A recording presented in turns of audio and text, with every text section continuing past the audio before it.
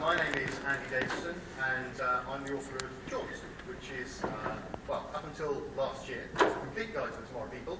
It is available for those who don't have it. I'm going to have to do a quick plug here, in the dealer's room outside. So if you want to rush outside and buy it afterwards, I'll be out there signing if that makes any difference in your buying decisions. So, we've got a few more people coming in. Okay, that's perfectly okay. Without further ado, I'd like to introduce to you the Tomorrow People themselves. So, would you please give a huge round of applause for Nick Young.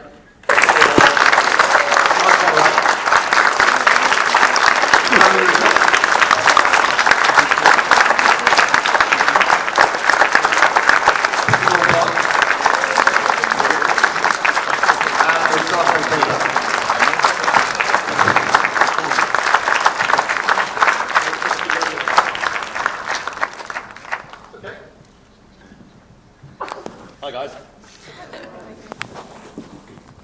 Okay, welcome everybody. Thank you so much for coming along. Today's session is going to be a Q&A from the audience, so I hope you've got some questions ready to ask the team.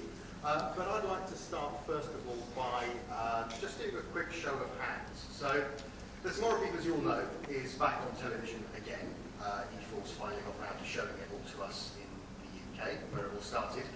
Quick show of hands, who's watching the new series? Wow, excellent. So you've all seen it very recently, I hope. And yeah, they weren't watching it. They weren't watching it. Well, that's better to do on Wednesday evening. And okay, I should do another show of hands, really. So who watched the original Tomorrow People series? Yeah. I want to see as many hands. Come on, good. Congratulations to all of you who haven't been back. Okay, so before I start throwing some questions out to the audience, I'd like to ask the team first of all. It's been 41 years since Tomorrow People started. Sorry, but you all look great for it, of course.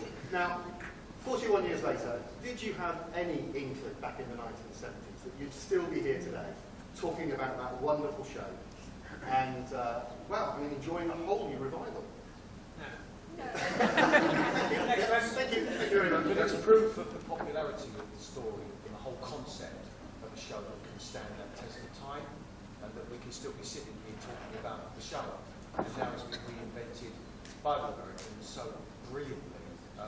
So it proves that it was good in its original concept, which was Roger's idea, and then it's up to the team of the Tomorrow People that evolved through it to keep it going for another 40 years. And I expect to see you all here in another 40 years as well.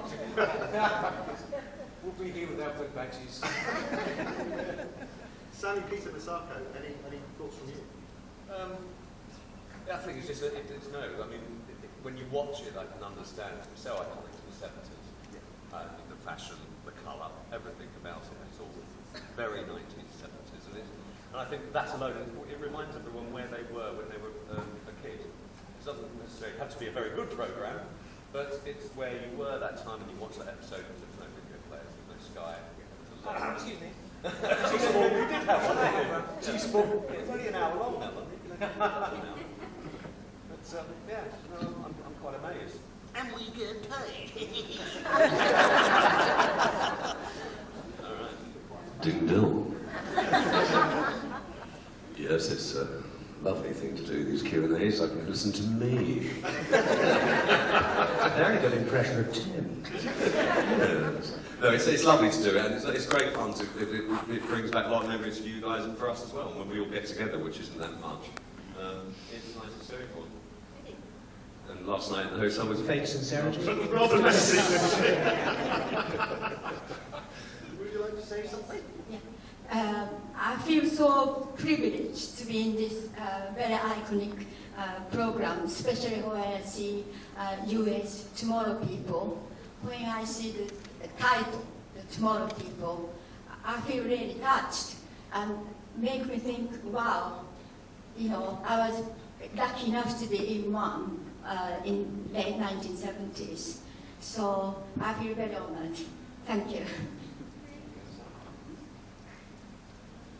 I think for me, the Tomorrow People I loved very much, and I always feel that it was so popular because I believe there was an element of truth in that. Forget all the jaunting and the outer space and everything that goes with the imagination, which is wonderful. But I think, you know, it was all about humans being the best they could be and what they were meant to be. So for me, it is actually just as current, 40 years later, as it was then. Absolutely, well said. Well said. And of course, there's been many other incarnations of the Tomorrow People over the years as well. There was the long-running looking cartoon series during the 1970s, there was the audio releases, there was the 90s revival. So, you know, feel free. I know that the entire cast here won't involved in all of those, but you know, don't just dwell on TV series. Let's talk about the Tomorrow People as a whole, and indeed the, you know, the tremendous impact that it's had on those fans of us who have, you know, of a certain age, even today. So, without further ado, would anybody like to ask a question? I'll go straight to Sue.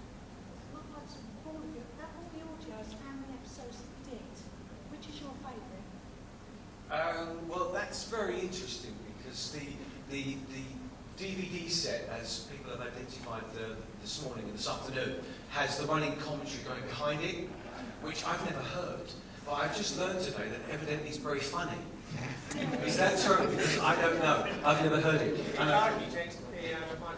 Oh, yeah! I've never had to check for this taking thing, so I'll have to talk to my agent about that. But the favourite one for me would have probably been the Sabbath one. I did enjoy that because it meant the music came into it and I was able to get involved in that, as well as obviously performing the character Mike Bell. So for me, it would have been the Hearts of Sabbath as my favourite. And for me also, because of Nick's wonderful dancing. I don't recall that. I do remember playing Possessed. That was rather fun. Looked like I got the shakes. It was all done in the Thames Studio Gantry, all that stuff. We actually recorded it in the Thames. I can't remember where it was supposed to be, but they actually filmed it up in the lighting gallery. Yeah. So I think my favourite was probably Blue and the Green and Living Skins. I like the ones that I felt were more realistic because some of the special effects were a little bit more wobbly and shaky. So the ones that were believable I preferred. And Blue and the Green I think was an excellent one. And Living Skins was okay. I mean some of the special effects were a bit corny, but those were my favourites. I think I still remember the first one as being my favourite, and it's quite funny because I always loved that scene with Stephen when I had to go and visit him. He was in hospital and I was explaining to him that he was coming out and I had to see Stephen.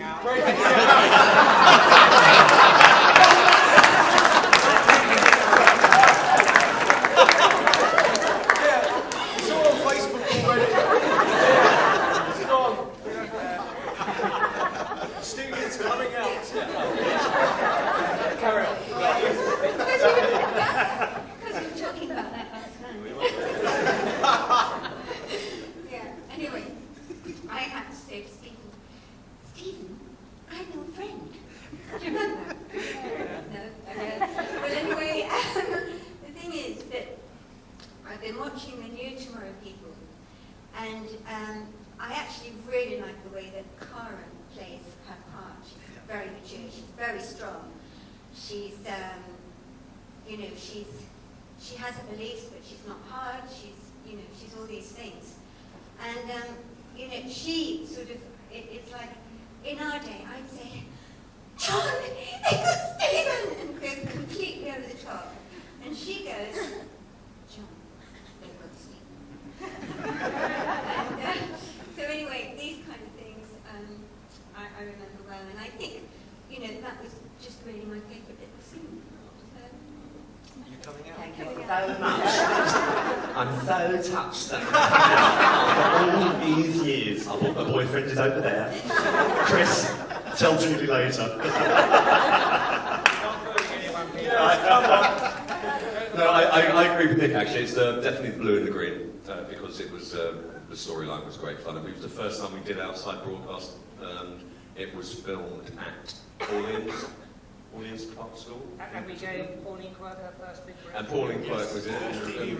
Yeah, there was quite a few famous people, and the kids, you know, in the background were extras and little bit parts. But no, that was mine. And Linda Robson. Linda Robson was there, yeah. There were all Anna Shares. It was all the Anna Share lot with it. So that was my favourite. Over to you.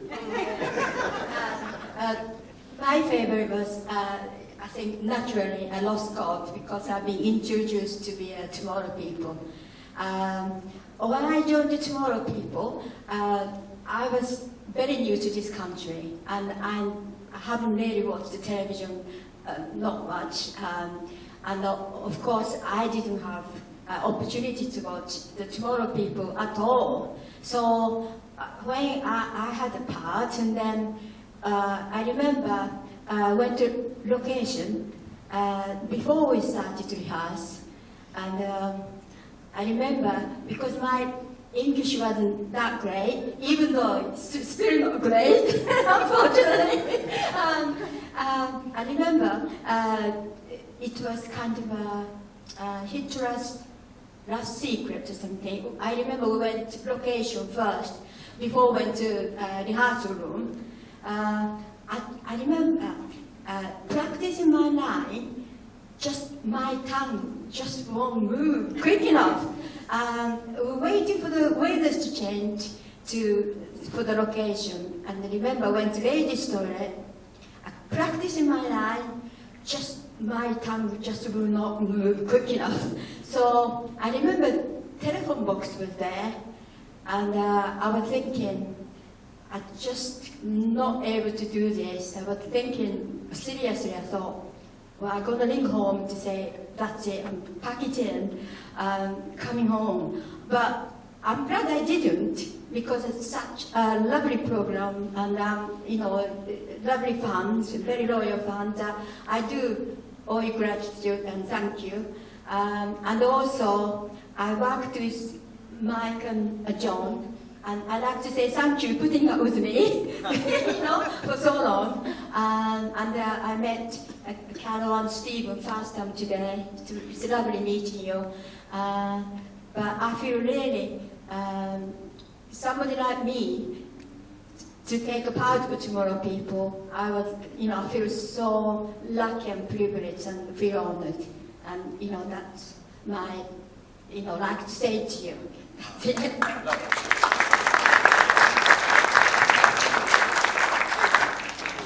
Next question, please. Over there. Over there. Watch out, there's a mic coming your way. So, question for Misako. I was wondering, your first episode, you had to go up in a glider. What was that like? Oh,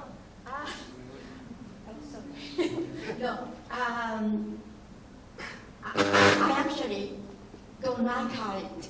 So I remember I closed my eyes all the way through.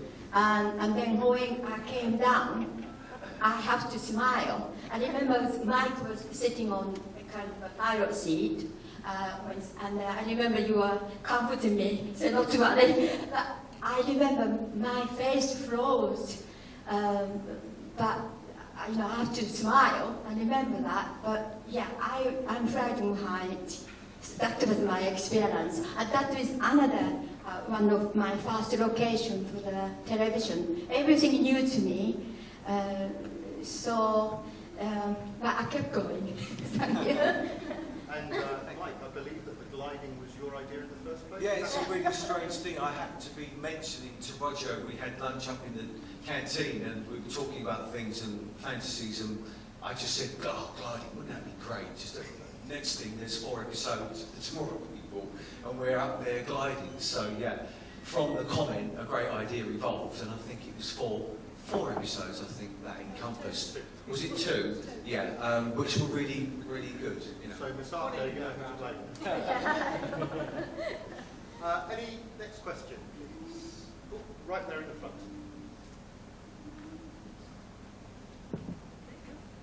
Mike, can you still undo locks?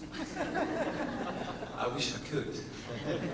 I can undo them with these, but not with those, not with the bands. No, I can't. I wish I could, though. Good question. Can you? Can you? Okay. Over here at the back, I'm going to make you work. You are. Over the back, red t-shirt. Sorry, Pete.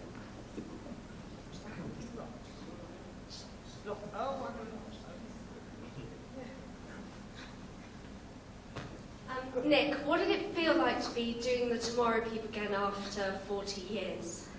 Weird in a way. The biggest problem was that I wasn't playing John, and every time they mentioned John on set, I went as if I'd forgotten my line. So that was the worst part of it. It was strange and a bit intimidating to go into a Hollywood production, where there's so much resting on it. But the assistant director was really kind. He introduced me to the entire crew and cast, probably 50 odd people, and forced them to give me a round of applause, which was quite gratifying. So it made me feel very welcome. So when I did my first line, I felt they were on my side, whereas when I first walked on set, I did find it a little bit intimidating. It wasn't probably set time. These were proper movie makers. You know? Next question. Oh, that's easy. Also, I thought.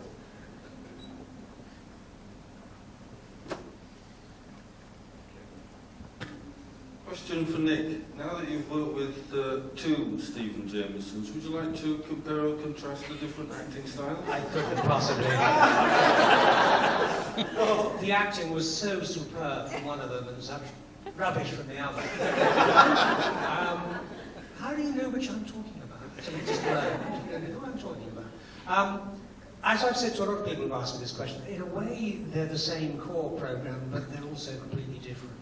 And both of them, and I'm being very careful with my words here, both of them broke out in the first episodes and did them in entirely different ways, and I thought they were both equally good, but in different ways. You have to remember that this was 40 years ago, and acting styles were different, special effects were different, and everything else. They were both good, but in different ways. In the same way, I wouldn't denigrate one series or the other. They are both excellent series in their own way, but they are different. Did that work? It works for me. The check's in the post. The check's in the post. There's money being passed behind you. Yes. Right. Next question. Is that a question? He's scratching his head. Right. It's like an auction. You've got to be careful. Hi there. It's great to see you here. I just wanted to ask. The gentleman was talking about the comic adventures that were in the 70s. Did you actually look at that? Did you read it? Did you follow it? And if so, what did you Who's think this of it? question for, or is it for all of us? For everyone. I believe I've been to Peter's house, actually. He's got a den down the bottom of his garden. And the entire 150 volumes are all plastered over the wall. So I think that answers your question as far as he's concerned. I'll pass it on to the others. No, interestingly enough, at that time, I can't really put much into it because, as I understood it, they were just written especially for the magazine, and therefore the input from the artist was minimal, certainly as far as I was concerned. And to be honest, I hardly read any of them, and would love to see some of them. I know on eBay there's a few things flying around, so that would be interesting to read. But my take on it is that I didn't really see much, and artistically there was very little input into what was written. Well, I just remember the pictures, but I don't remember what was written. And I know I kept one copy for years and years and years, and then all of a sudden I just gave it away to someone, not realising it would be worth, £1 million. Yeah, quid for it now. Nick's not wrong. I have got a man cave, and it has got a bit of a homage to the Tomorrow People and pictures of me. My partner, she won't let any of it in the house. So, I actually did read most of them and tried to figure out which one I was. Because they weren't really that Some would say that the acting in the cartoons was better than it was. Don't bring Robbie Annie up again. No, I did. And if you want to come down to Leighton Buzzard, come to my man shed. Oh, sorry. Okay. Yeah. Yes, I still have look in, and I show to my children. As it happens, my son and daughters, yeah, and son's wife. Sometimes daughters thought I was cute, so that was nice to keep for the family. Yes. Interestingly, I don't know how well known this is, but Roger Price was originally asked to create and write the comic adventures, and indeed he submitted some of his original story drafts to the Looking team. A writer by the name of Angus Allen, who was that wasn't me, by the way, excuse me. A writer by the name of Angus Allen, who was on the Looking staff, basically ended up writing just about any comic strip that read in Looking magazine. And Roger, at one point, when they were looking to start bringing in new writers for the show, Angus Allen was at the very top of Roger's list. And it's a great shame, because some of those adventures are absolutely fantastic. Sorry, that's just me. Next question, please. Down here in front. Work those legs.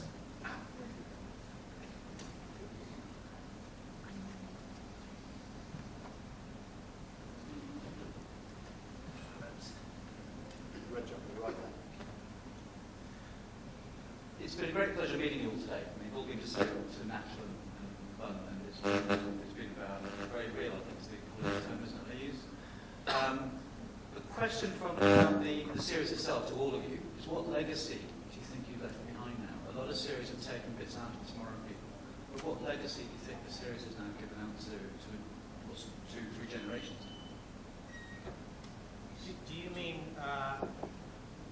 Do you mean legacy as far as science fiction programs are concerned, or in general? Either. In general, science fiction programs, I know there's been a lot of influence, but also just to people themselves. What do you think it gave out to the fans? I think, well, in answering that slightly back to Brad, I think it's given the science fiction genre, it's become much more mainstream. In those days it was quite specific, so I think it's much more general now than it used to be.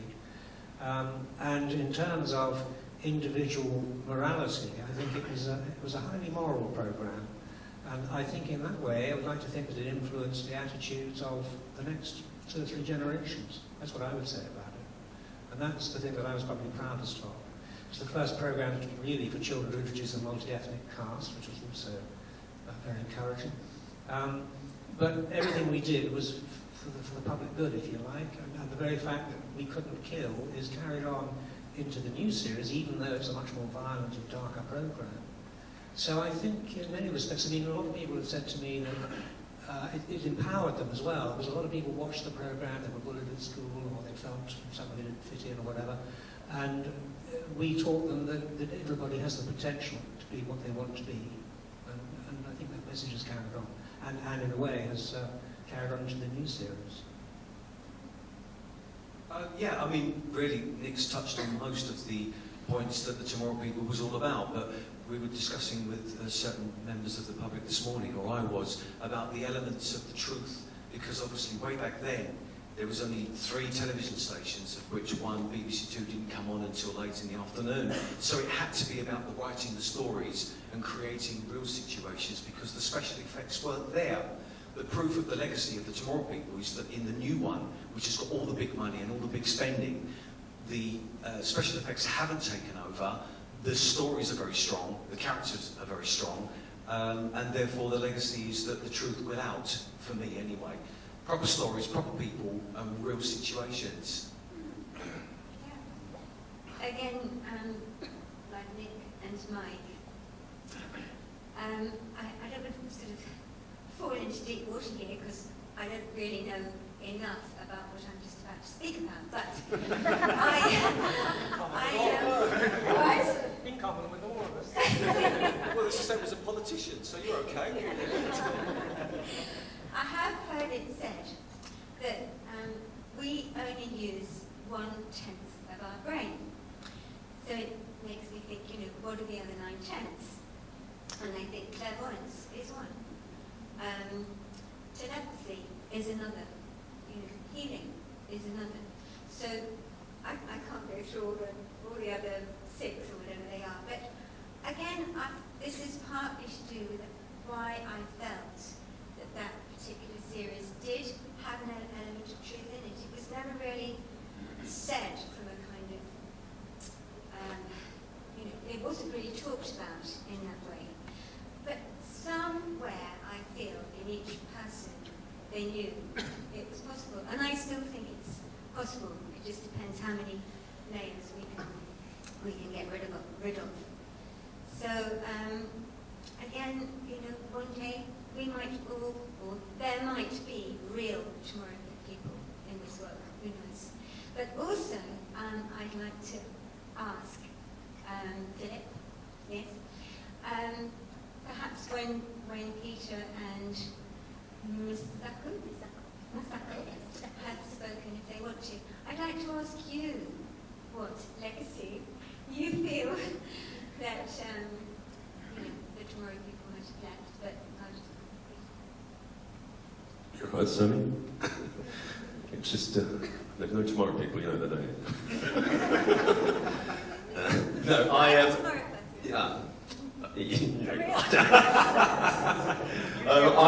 concur. That's my only statement. I concur with everything.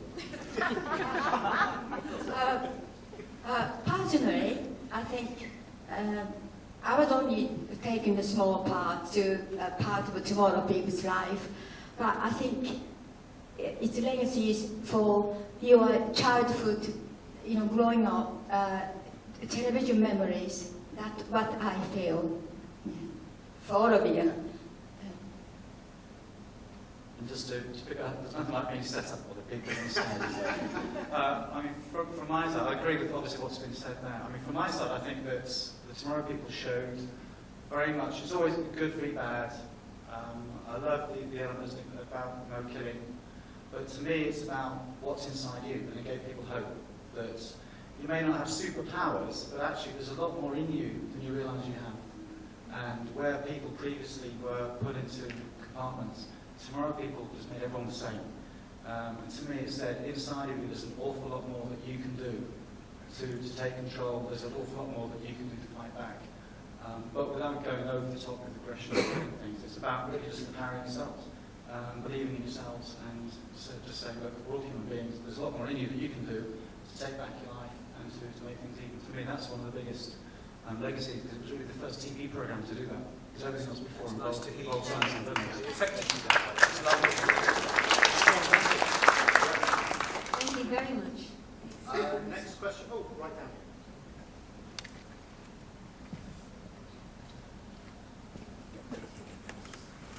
Nick's already appeared in the American version. Do any of you others have any plans to appear in it, or would you like to? It depends on, if I may, as I understand it, it depends on season 2. This hopefully is successful, and then it would seem quite logical for cameos to slot in, but that's for the powers that be to decide within the future. But for me personally, it would be lovely, because then you could touch back to the original through the new.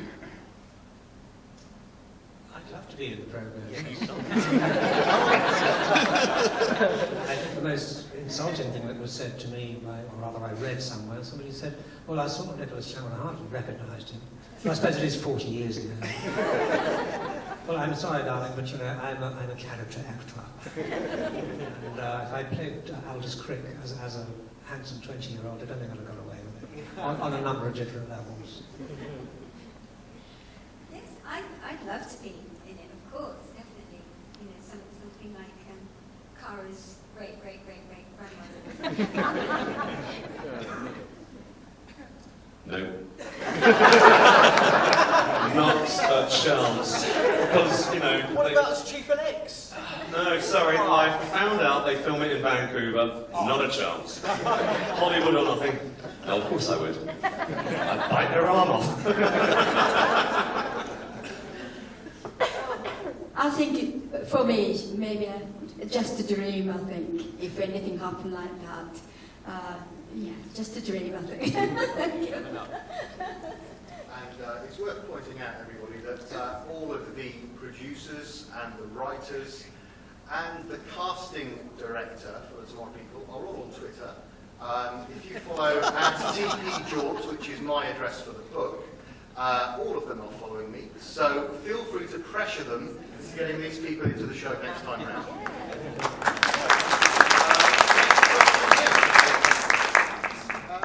Yes, Sue. I was starting to ask all the cast, was there any costume that when you saw it you thought, I'm not wearing that, but ended up wearing it anyway? Yes, I think Mike Holloway when he found PVC written on the inside of the helmet. Otherwise, I'm afraid I bought all the clothes and I'm still wearing some of them.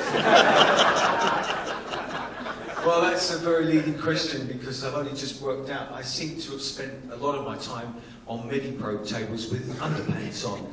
And I really didn't want to, but, you know, for the benefit of the show. But for me personally, a costume I didn't want to wear. Well, you can imagine walking into wardrobe and then they present you with a pair of blue underpants and say, that's your costume. It's like, okay. That was the audition, yes. Well, I had to put them on after I'd auditioned. Work that one out for yourself. Anyway.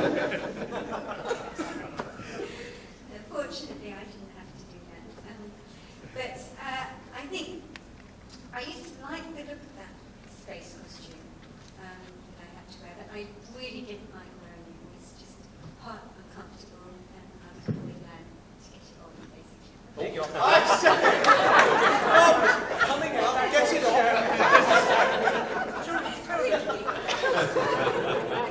Yes, that was the silver one, wasn't it?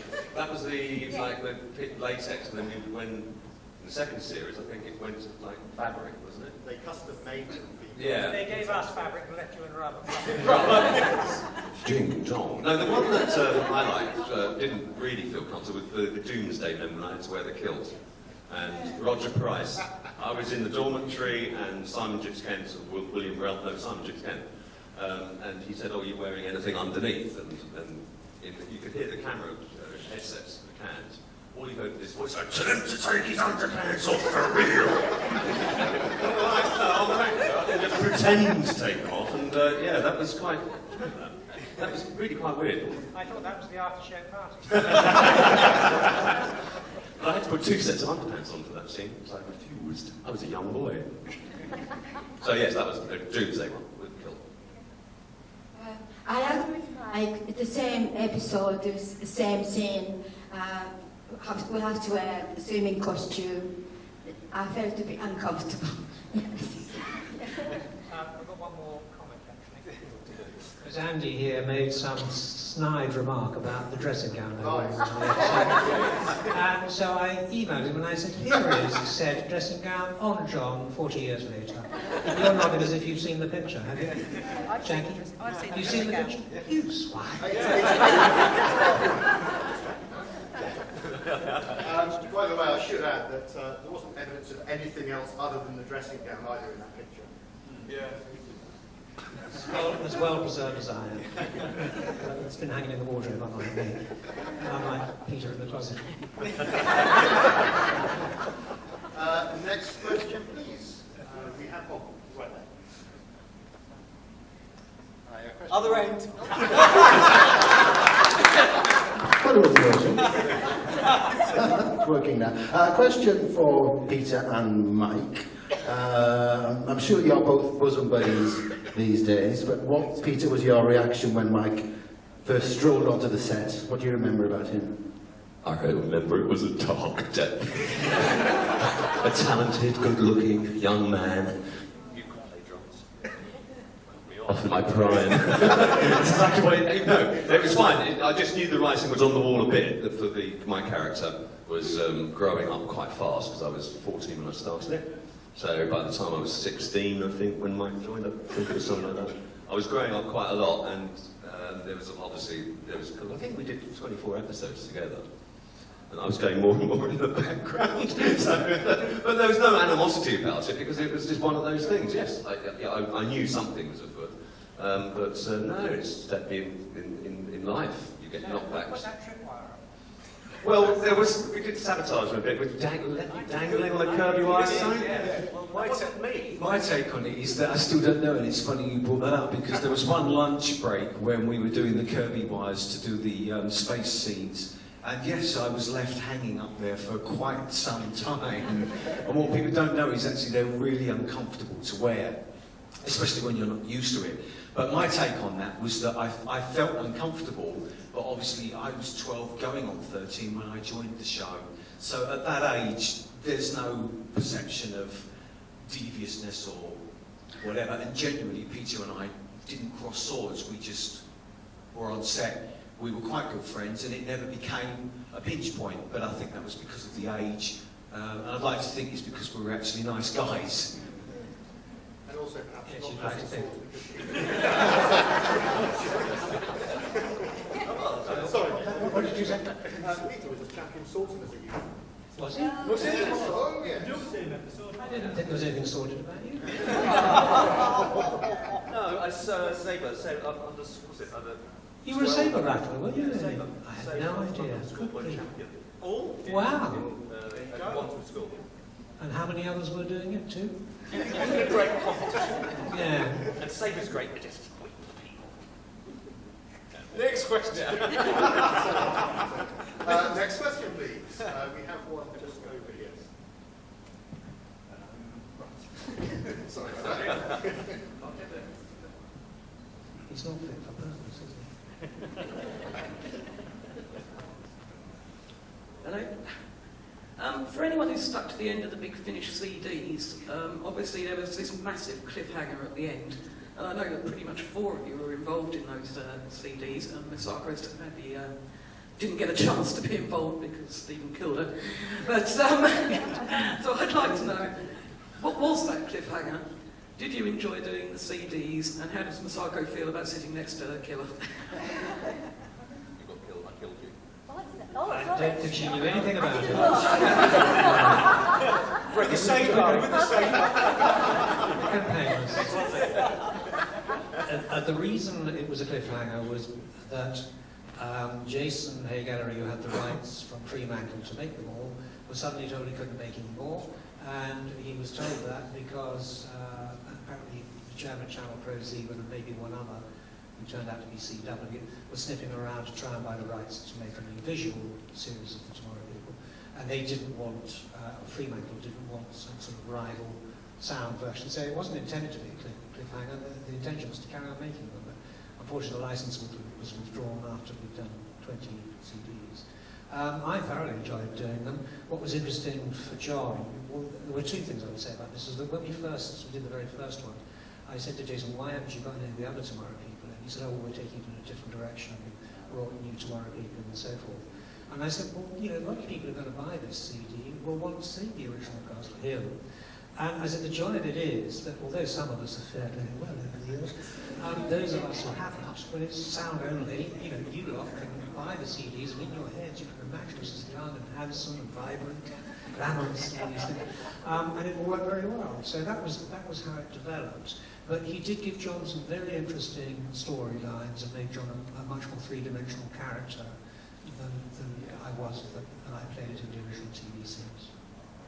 Yeah, it was a very nice platform at that time because obviously the television show for us had ended, but it was nice to keep the connection with the project, and I think Nick hit the nail on the head very firmly and fairly when he says that keeping the originals, which again goes back to how I think this new series will be successful, because the original format, the original formula, and going back to maybe cameo roles with the original characters, I believe the fans like that. And Star Trek certainly proved that with what they did. There was another one made, but it never came out, as you probably know, because it was a musically orientated one, which I did because I wrote the song for it. But it couldn't get released and didn't get released because of what Nick just stated. So that's my take on it. I'm going to pass on this one because I just remember so much about the day that I did it. In fact, I even said to Jackie today, I didn't do any of those, did I? The Big Finish. She said, yes, you did. So I'm just going to pass it to Peter. You got my name right. You always called me Stephen, that's sweet. I did about 3, I think, Jackie, was it? 3? Oh yeah, sorry. Well, I did about 3 or 4. I like trigonometry. I thought they were quite cool actually. I didn't when they were all edited and they put the sound effects on. I listened to them at home. I really quite enjoyed them, and then start to get the audio side of it. But I really enjoyed doing it. But not being an actor anymore. I think you're going to say something. Nick.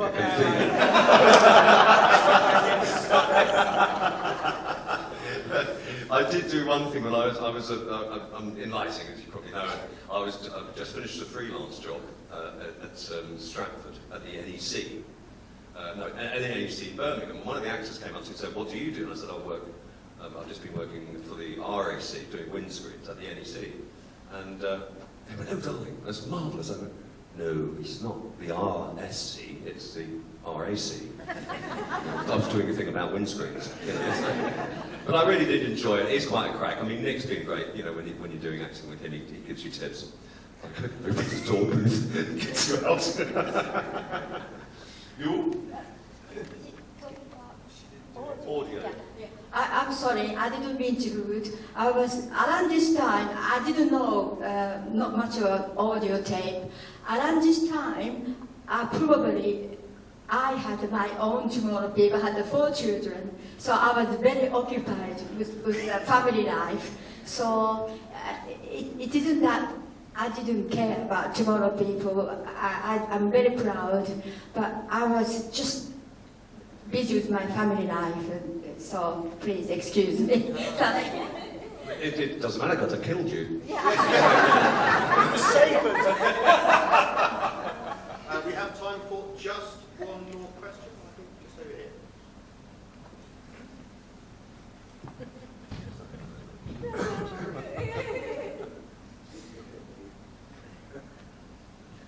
First of all, I'd like to say that go back to legacies.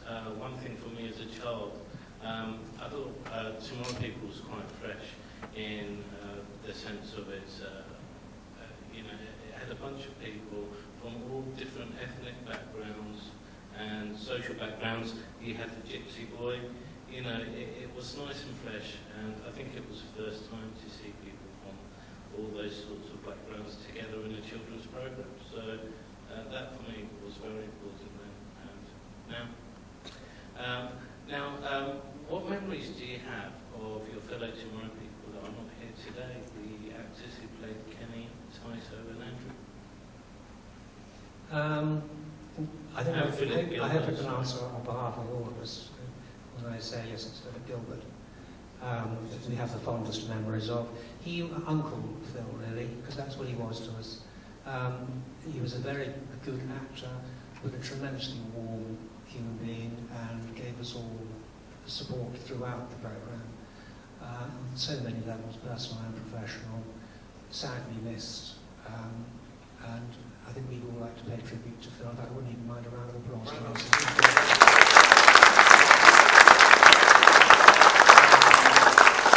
Just very briefly, originally I tested for the role of Tim in the new series, and I would have been deeply privileged to have played Tim. I would have loved to have done it. But it was not to be. They gave us an upstart called Dan Stevens, isn't it? Dan Stevens, is it? Your show called Downtown Abbey. Yeah. So Phil, for me, I have the fondest memories. To be honest, Kenny, we never saw again. So what can I say? Tyso, I think, came to the reunion that Jackie organised and gave her a taxi bill for 300 quid for a download. So I don't think she's seen him since, nor wants to. So I wonder why he's not here today, actually. No, that's very interesting because, again, apart from the people present, not so much yourself with respect, because I didn't really work with you. I would love to have, but I was obviously doing the flip-flop thing as well as the Tomorrow People, so I was being tracked between 2 studios, so I didn't really mix with anybody else other than Nick, mainly BBC and obviously Masako, but in particular Phil Gilbert, who was a great rock for me, because coming into television at that age, it was a real head rush, I can't tell you. but he kept me very grounded, and he would be absolutely my fondest memory of the show. Yeah. Yes, I absolutely loved Tim as well, and I remember I just used to tell him everything. I think I used to get so I got quite personally involved a lot in the show because I felt I was always one beat behind everybody else on technical things and on lots of things. But anyway, I used to confide in him a lot, and I used to tell him lots and lots and lots of stories every time we saw each other. There'd be another story, and he always used to say to me, "Darling, you should write a book." But I haven't done. But yeah, he was real, true sort of Yeah, I mean, Philip was when we all first did the first episode, I met up with Phil, and this Canadian accent that he had kind of like warmed, and he was so sweet. He was such a nice guy, and luckily I saw him like quite towards the end of his life, and he was such a sweetheart. And what can you say, really? I mean, Nick said it all, and so is Mike and Kat and Sammy. But I think the others, was it Dean Lawrence? Yeah. You've got to see him to believe him nowadays. It's on YouTube. It's on YouTube. Oh, lovely guy. Absolute salt of the earth, and he's going to pay you back, Jack. Now, Kenny, Stephen Salmon, we don't know whatever happened to him. He just he sort of got written out in the first series, and there was no explanation to where he. I don't know where he went to school or where he lived. I'm trying to find him at the moment. Oh, is he? If you can't find it, yeah, if you can't. But yeah, no, Phil, if you're watching all of this, we're going to be doing this in about years and years and years, and we'll always mention your name, so we'll keep you alive. You bet. I agree with all of you about Philip. He was a lovely person. The cast who I worked with, they were so nice. They welcomed me, and they made me feel at home. And Elizabeth, you know, I miss her not being here. I haven't seen her since I last time I finished Tomorrow People. I think that kept me going. I think cast was so nice. On screen and off, I think Tomorrow People had a kind of very nice atmosphere. That's what I love about Tomorrow People. They were so nice. Yeah. Oh, and Andrew joined then, didn't he? Andrew, yeah, he joined the Tomorrow People. But yeah, everybody was so nice. So that kept me going. Yeah.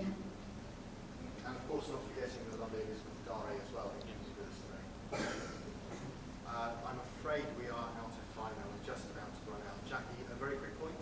I spoke to Elizabeth recently, and she just wanted to say to all the fans, she's sorry she couldn't be here this weekend, and she wanted to say hello to all the fans. Excellent. Thank you, Jackie. Thank you. That is a good idea of yours, about writing. Why don't you do something like that? Why don't you do that? That was quick. Thank you, Nick. Thank you. Thank you all so much for your time. And that was a wonderful note to end on as well. Thank you all so much for coming here today. It really is appreciated by myself, obviously, but by everybody here. Thank you, everyone in the audience, for your questions. It's been absolutely fantastic. Please, everybody, a big round of applause for Nick.